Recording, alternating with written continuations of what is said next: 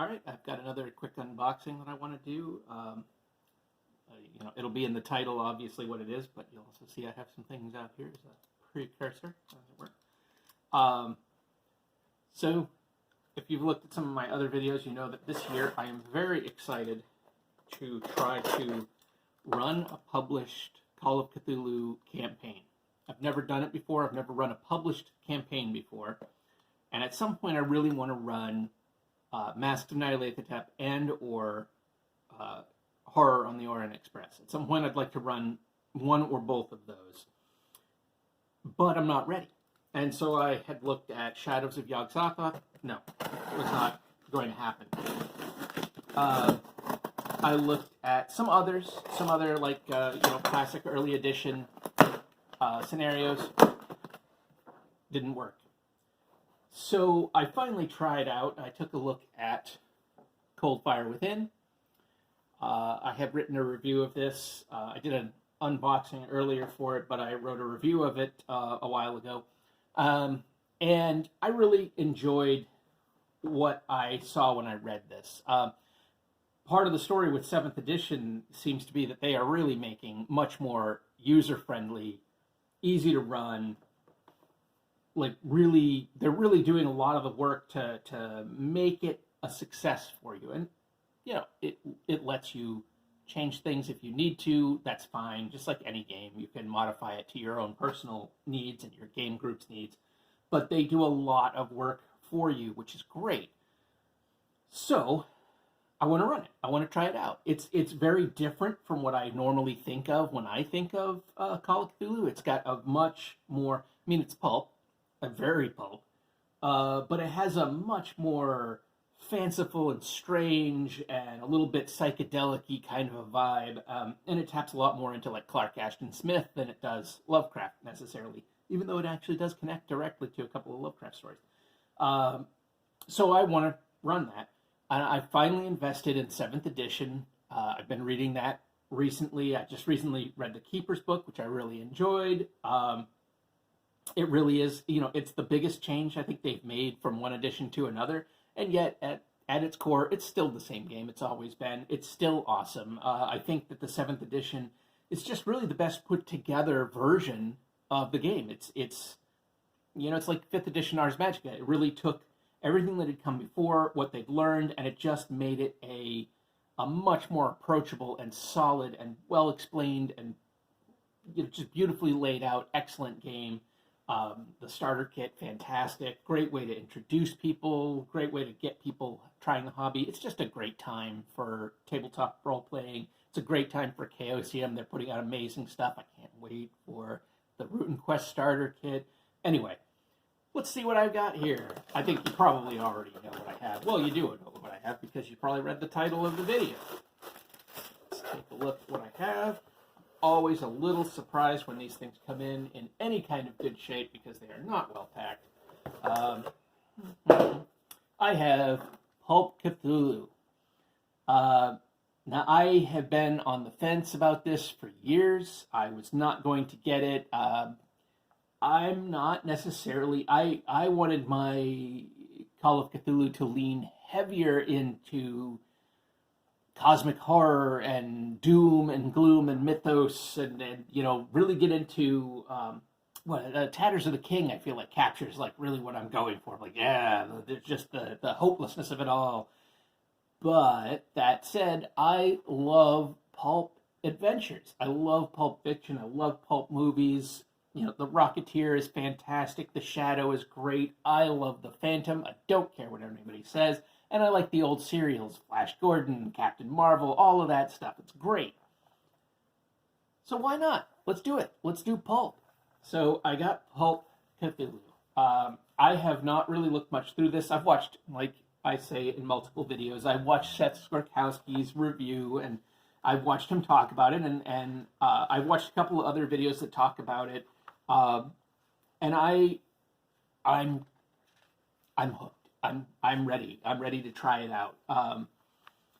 When I played very briefly, like just before the pandemic, I got one session in with a new group, and then things kind of fell apart. Actually, without the pandemic, things kind of fell apart. The guy running the game, his job shifted. It was a whole thing.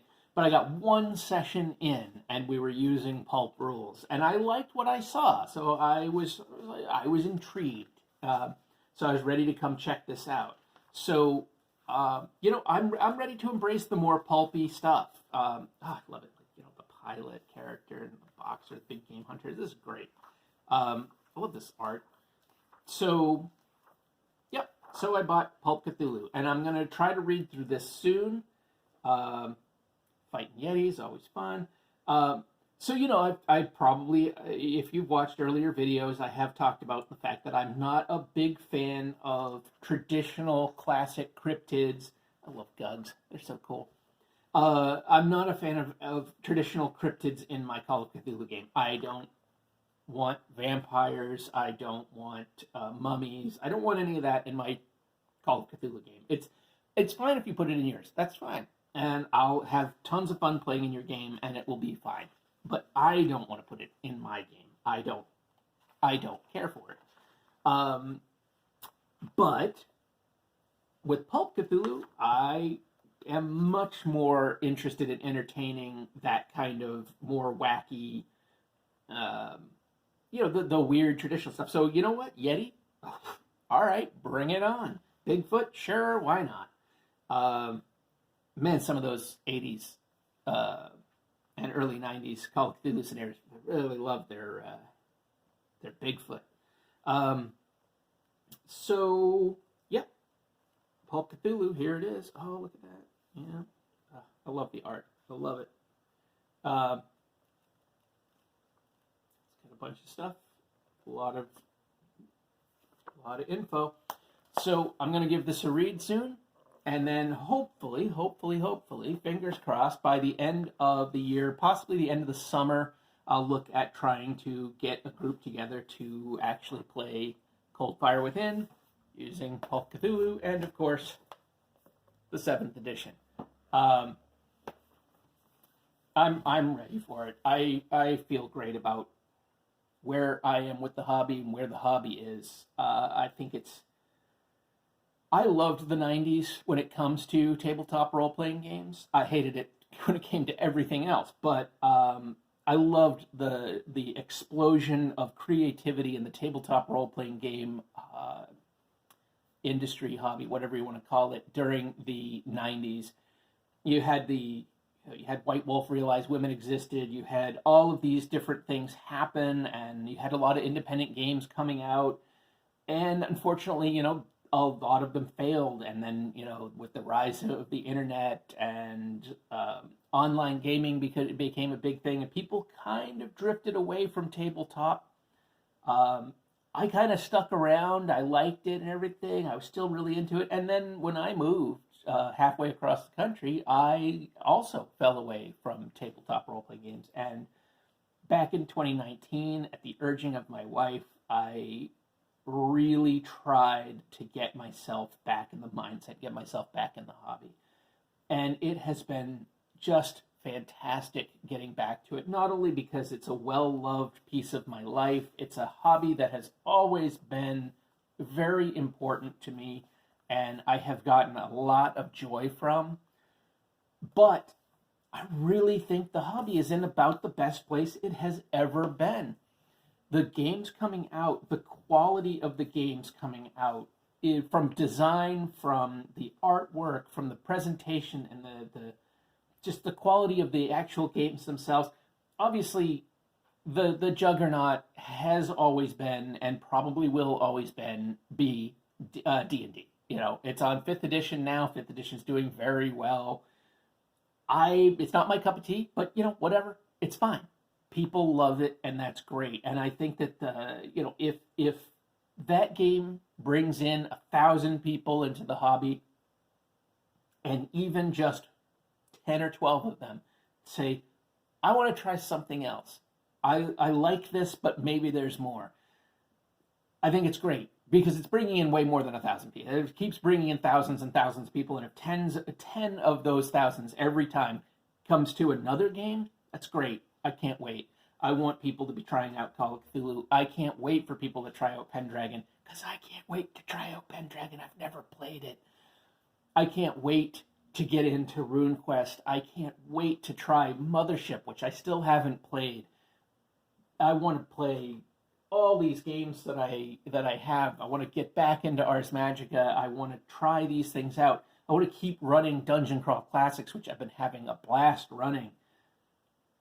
It's a great time. It's a great time for the hobby, and I see sometimes some negativity online. There's always negativity. There's always people who are upset with this or that change. There's always people who are upset with new blood coming into the hobby and they don't like that these new people have different opinions about stuff. Who cares? Shut up. Get over it. It's okay. New people are going to take these games and they're going to do new things with these games that maybe it's not for you. It doesn't have to be for you. It's for them. And that's great. And I, for one, am very excited to see what people do with it. And, I'm hoping that when I do this, maybe I can bring some new people in. I was able to introduce some new people to the hobby in 2019. I hope to continue with that and with them and with some other new people. And I just think it's a great time for the hobby, and I love it. So we'll see. Hopefully by the end of 2021, Pulp Cthulhu. All right. Well, the usual stuff. The gods of the internet need their sacrifice. So if you could like and all of that business this video, that'd be great. And I need your sacrifice. So if you want to go ahead and take a look at my author page and check that out, or buy me a coffee, any of that sort of business, that'd be much appreciated. It'll allow me to continue to check out some new games and hopefully run more games, which would be just fantastic. And maybe even get a chance to play some games, which would be great. Actually, I have had a chance to play games, and it's been great. So let's keep that on. Take care, everybody.